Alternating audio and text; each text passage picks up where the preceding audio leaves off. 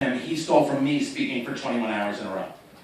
I was the first person ever to do it, and he said, I like what that Katz kid has got going, I'm going to make that happen. We are far worse off because of the income tax. I'll go back to what I started with. My thesis, if you will. That the United States income tax has done absolutely no good. It has benefited no one. It has created no value. It has not made things fairer, as if the federal government could even begin to comprehend and understand and define what's fair. Next, they're going to tell me that the living wage is real. As if somehow someone can calculate anywhere the living wage. You can tell me all the people who try. You can quote Krugman to me from now until the cows come home. But he's not right. He's wrong. He's an ignorant fool. I'm on video. I understand where I'm at, ladies and gentlemen. Quote me. The idea of the living wage. This woman's wearing a beautiful red top. This woman's wearing a beautiful blue top. You should not have worn that shirt. But this guy's wearing a nice shirt. Everybody has different tastes and different ideas and different ideals. How in the world do you engage the concept of a living wage in that world? As a matter of fact, why would you? Isn't the living wage more of the controlling tactic nonsense that we have already seen doesn't work and destroys the society? It's the same exact conversation.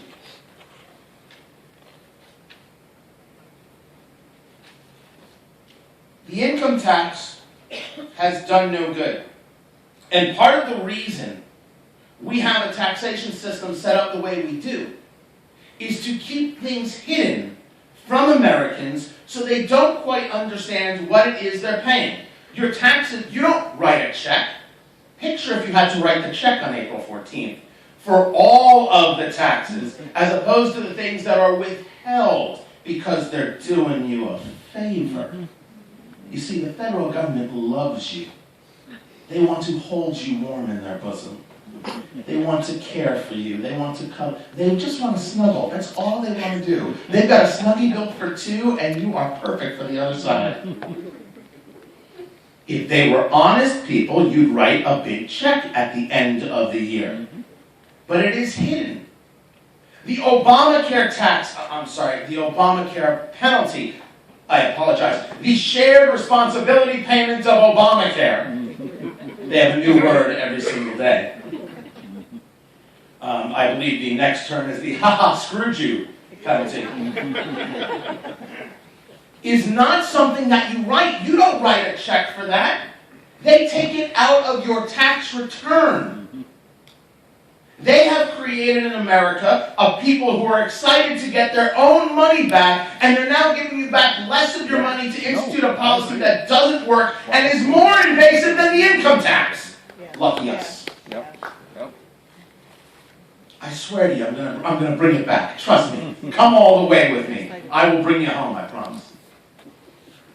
The income tax is the single most divisive thing that has happened to Americans in its history. We can talk about class warfare, and race warfare, and gender warfare going on very prominent in the past 5 years. I do it all the time on radio. I have these conversations often, very often.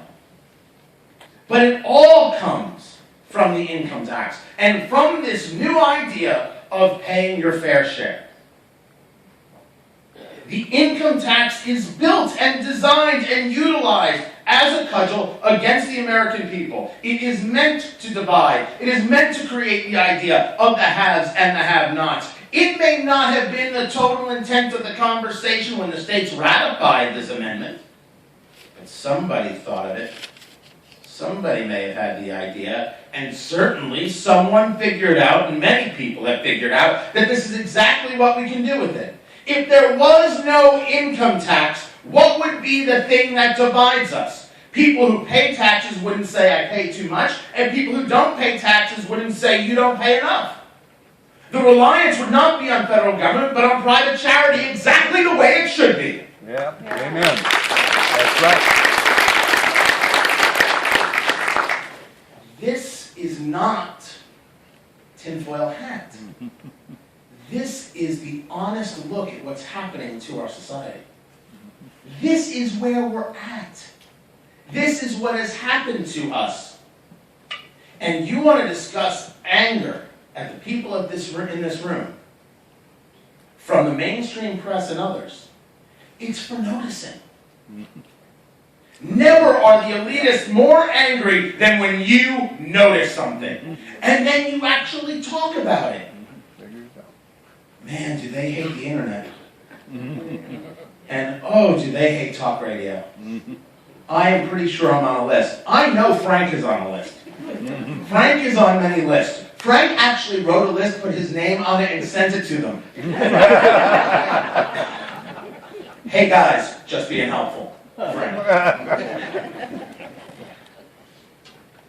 We are not alone in this recognition. We're not alone in this reality. There are millions of people who recognize that this is a problem. The problem is that there aren't more. Amen. That's why we phone bank. That's why we knock on those doors. That's why we engage the conversations. That's why we share this stuff. That's why it's Twitter and Facebook and Google+. And if you don't know how to use any of that, first of all, you should. And secondly, if you don't do any of that, you know how to write something down. Go make 100 copies at your local printer and put them on windshields. Being a pamphleteer was good enough for Thomas Paine, but it's not good enough for us. I reject the premise. That was for you, my friends. Thank you. Do that. One of my dearest listeners said, Beautiful Wings on Twitter if you want to follow her. There is no wrong way to move a message about saving a society. They can tell you that. They can give you reasons why that doesn't work. But the question is, why would you give me a reason about why I shouldn't be able to speak? President Obama once said too much transparency, too much communication, too much information puts a strain on a democracy. Life before the Gutenberg press put a strain on democracy. When you can't print books, when you can't share ideas, that was a life. Ben Franklin understood that you got to be printing. And it's think of it then, a messy job, a dirty job. These plates were heavy, but you got to keep the information going out. Information is power. Didn't we just describe that? Didn't we just accept that as given fact when talking about the IRS? So why are we somehow so afraid to engage in information? If nothing more than a phone call to someone saying, hey, just so you know, this event is happening. Hey, just so you know, this is what's happening in Detroit. Hey, just so you know, this is what's happening in Michigan. Yep. Because not everything is on that national level. I do work with Fox, I do work with CNBC. I write for Town Hall, I write for Rare, I write for Christian Post. I've been fortunate in my conversations on a national level. But my strength on that level is not any more important than Frank Beckman's strength right here. He is actually more important and more valuable. We seem to, for the desire, and this happens in my industry, the desire to be seen, to be nationally recognized, to be able to sign 100 autographs, I would like to have an effect.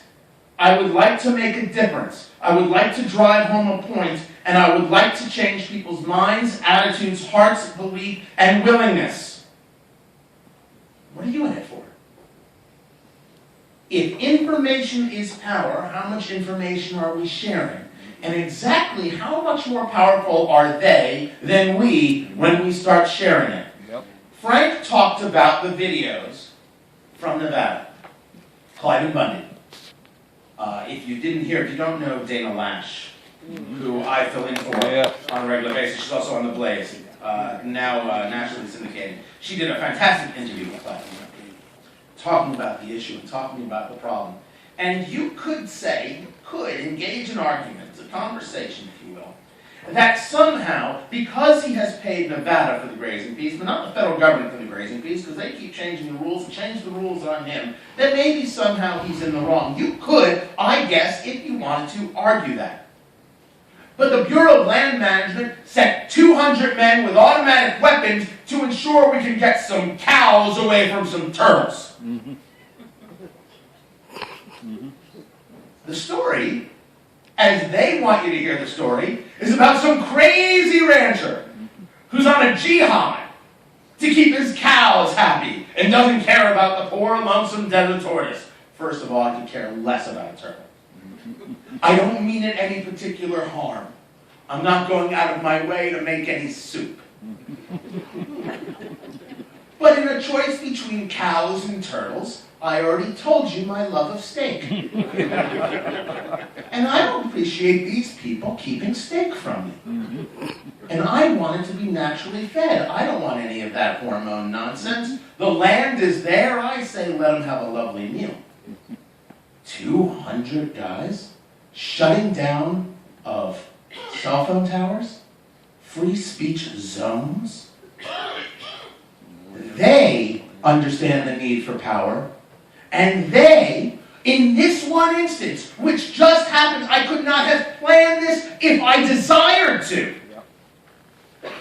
They have decided that the most important thing they can do is eliminate your ability to communicate, which is to cut off your power. Information is power. We don't start sharing it with people, we lose. And being in Detroit, being in Motown, if you will, I thought it important to quote one of our founders who said something very profound. I wanted to quote Franklin, not Ben, Aretha. She didn't know she was being brilliant, but turns out, yes. And I have the lyrics here because I believe that Ms. Franklin deserves the proper R-E-S-P-E-C-T. R-E-S. Did you just groan? Did you just own me? You're the one who heckled Frank? I'll have you removed. I'm not sure. The song is Think. I'm not going to sing it, but if I did, oh damn, would it be good? You better think. There you see, you all saw this one. Think about what you're trying to do to me. Yeah, think. Think. Let your mind go. Let yourself be free. Let's go back. Let's go back. Let's go way back when. I didn't even know you. You couldn't have been too much more than 10. I ain't no psychiatrist. I ain't no doctor with degrees or a constitutional scholar. She took that line out. It don't take too much high IQ to see what you're doing to me.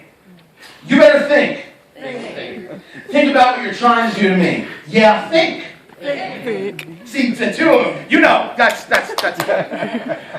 Let your mind go, let yourself be free. There ain't nothing you could ask, I can answer you, but I won't. I was going to change, but I'm not if you keep doing things I don't. You better think. Think. See, I shouldn't even have to do it. Think about what you're trying to do to me. Yeah, think. See, the think, that's right. Let your mind go, let yourself be free. People walk around every day playing games and taking scores, trying to make other people lose their minds. Well, be careful, you're gonna lose yours. You better think. Think about what you're trying to do to me. Yeah, think. Let your mind go, let yourself be free. Oh, freedom. Freedom. Freedom. Freedom. Freedom. Freedom. Oh, freedom! Turns out, you're going to sing that all day and all night. You are going to sing that to your friends. And when you get on the phone banks, and when you email people, and when you blog, and when you tweet, and when you share information at the water cooler, or over coffee, or over a cigar, or at the gun range, or wherever you are going to make people think. They're going to get informed. They're going to get the power, and we can actually win this thing. My name is Tony Katz. Thank you. Thank you. Good job.